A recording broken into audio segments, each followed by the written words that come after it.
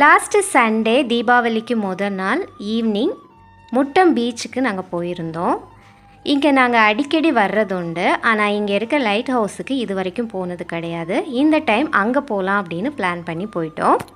இங்கே ஒரு பர்சனுக்கு 20 rupees சார்ஜ் பண்ணுறாங்க.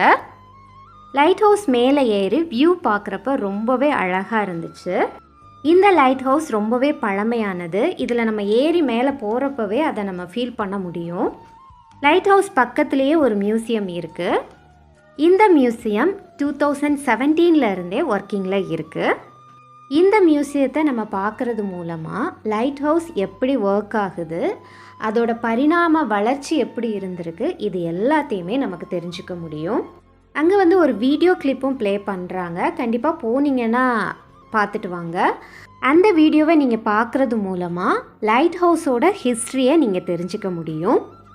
எனக்கு பர்சனலாக ஃபீலான ஒரு விஷயம், இவ்வளோ பக்கத்தில் நான் இருக்கேன், நிறைய டைம் இந்த பீச் நான் விசிட் பண்ணியிருக்கேன்.